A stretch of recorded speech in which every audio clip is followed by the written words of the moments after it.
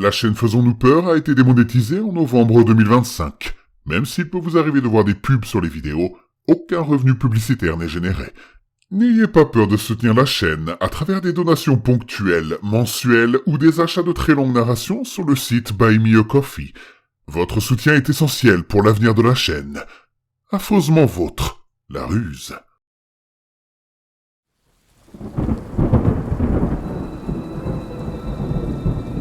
Attention, le contenu de cette vidéo peut heurter la sensibilité des plus jeunes. Vous êtes prévenus. N'ayez pas peur de laisser un pouce bleu, d'activer les notifications et de vous abonner si ce n'est pas déjà fait. Si votre GPS vous fait changer d'itinéraire pendant que vous conduisez, ignorez-le. Je ne rends pas souvent visite à mes parents. J'essaie d'éviter d'y aller parce que je ne supporte pas vraiment les questions incessantes sur ma vie personnelle. Mais ce sont ma famille, et je fais de mon mieux pour ne pas les exclure complètement de ma vie. Alors, une fois tous les quelques mois, je fais l'effort de leur rendre visite. Ils vivent à seulement 1 heure de route, et le plus souvent, j'y vais avec ma petite amie, parce qu'elle adore passer du temps avec ma mère, ce qui, je le sais, choque beaucoup de gens. Le week-end dernier cependant, ma petite amie était très prise par son travail, et j'avais déjà promis à ma mère que je passerais bientôt. J'ai un Doberman nommé Luna, et je ne voulais pas la laisser seule à la maison. Je l'ai donc installée dans la voiture pour le trajet. Je me suis dit qu'elle me tiendrait compagnie pendant l'heure de route, et que je pourrais l'emmener se promener au parc une fois arrivé. J'ai commencé le trajet, et à mi-chemin, j'ai aperçu un barrage routier devant moi.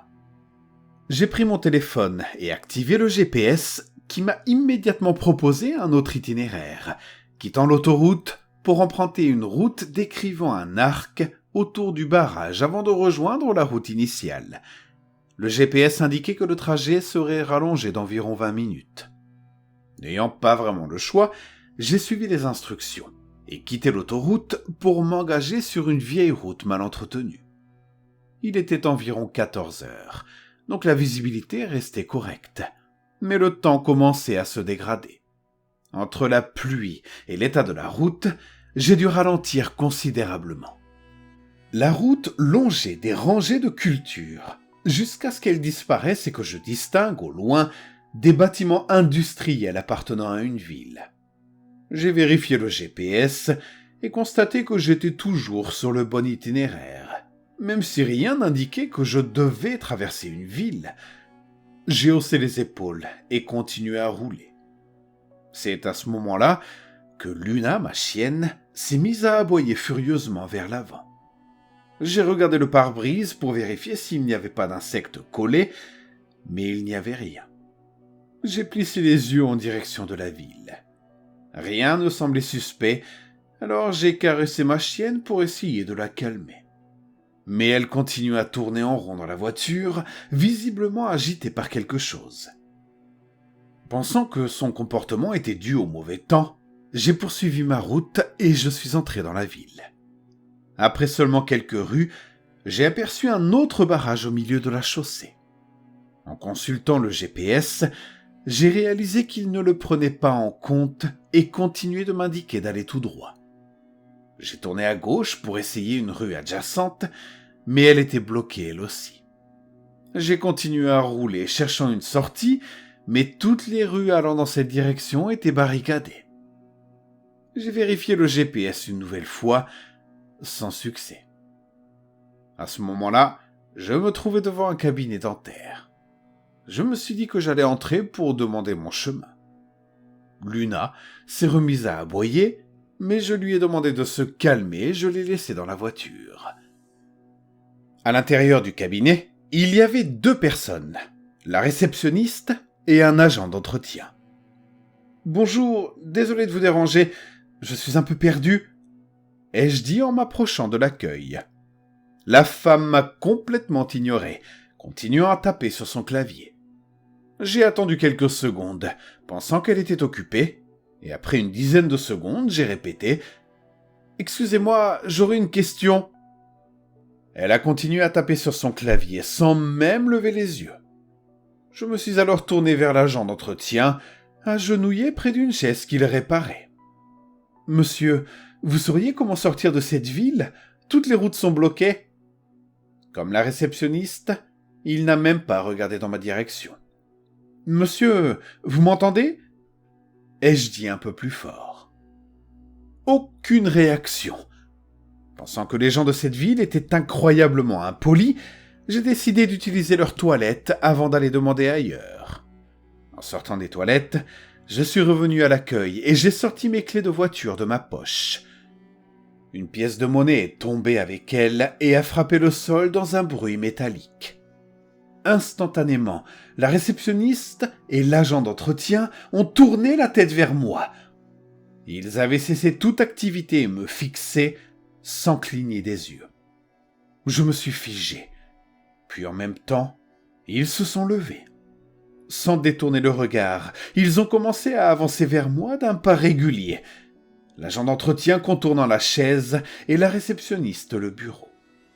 Ils ne trébuchaient pas, ne heurtaient rien malgré le désordre de la pièce. C'était comme s'ils savaient exactement où poser les pieds tout en me fixant. Pris de panique, j'ai couru vers l'escalier juste à côté de moi. J'ai claqué la porte et j'ai traversé le couloir, ouvrant la première porte venue pour entrer dans une salle de soins. À peine avais-je franchi le seuil que le dentiste et son patient, la bouche remplie de coton, ont tourné la tête vers moi d'un seul coup. Le dentiste s'est redressé, le patient s'est levé, et tous deux ont commencé à avancer vers moi sans cligner des yeux. J'ai hurlé et je me suis enfui dehors. J'ai vu la réceptionniste et l'agent d'entretien, qui ne marchaient plus lentement, mais couraient désormais vers moi, le visage déformé par la colère. J'ai poussé l'agent d'entretien, qui est tombé contre la réceptionniste. J'en ai profité pour dévaler les escaliers et sortir dans la rue. La pluie tombait à verse. J'ai aperçu d'autres personnes au loin, courant vers moi avec les mêmes regards fixes.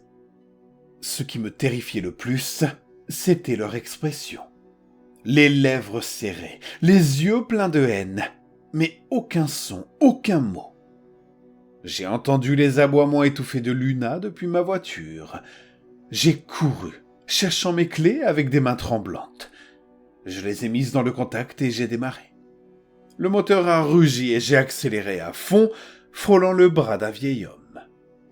J'ai repris la route par laquelle j'étais arrivé et quitté cette ville maudite, regardant sans cesse dans le rétroviseur la foule qui me poursuivait.